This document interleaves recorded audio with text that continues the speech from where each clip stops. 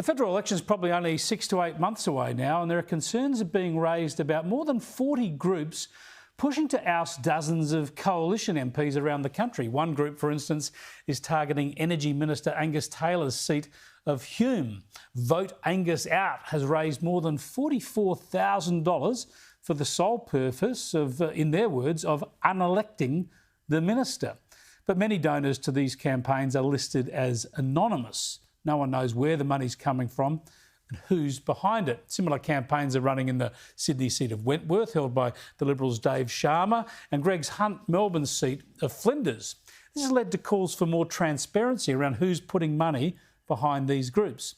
New South Wales Liberal Senator Andrew Bragg is leading that campaign. He joins me now from Parliament House in Canberra. Andrew, what are these groups actually doing with that money to start off with? I mean, they're running advertising, presumably. What? Are they promoting some other candidate? Oh, good afternoon, Chris. I mean, there's two key parts to this. And the first is that in Australia, you have to authorise your electoral material so that the voters know who is standing behind the candidates. And also you need to disclose your contributions and make sure that people are across the electoral laws when they make contributions. Now, at the moment, there are a whole number of these voices groups which are not complying with the laws in relation to contributions, but also in relation to authorisation. And so you've got to ask, what is the real agenda? I think it's very important. Well, hang on, folks. First, I just want to find out, what are they doing? The groups exist. What are they doing? What are they spending their money on? Well, at the moment they're bragging about how much money they've raised. I think the Hume group you mentioned in the intro has raised, 40 or 50 grand. There's a group in Wentworth in Sydney which has claimed to have raised 300 grand. And so at this stage, I think they're just building up a war chest.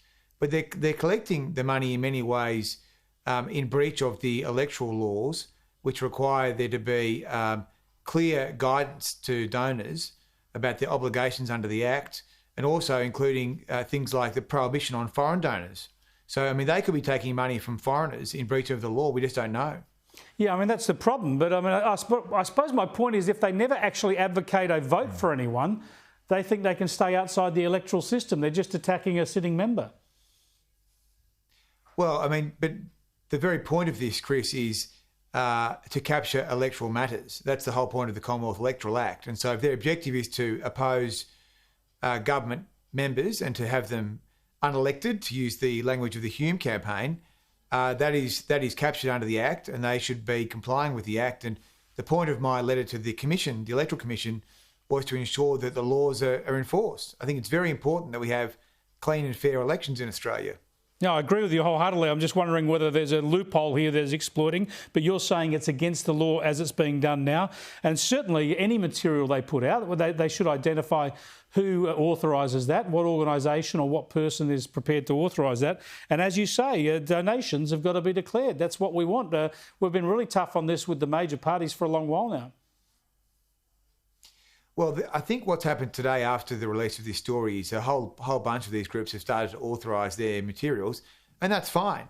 And that's what we want. We want people to know who is standing behind the candidates, what their policies are, and of course that they are complying with the electoral laws on financing their campaigns.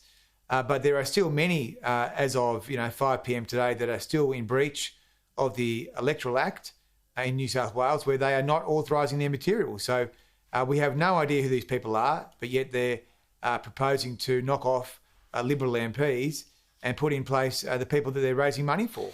Do we expect that there will be connections to other organisations we've known about? It could be unions, it could be groups like Get Up, it could be other political parties.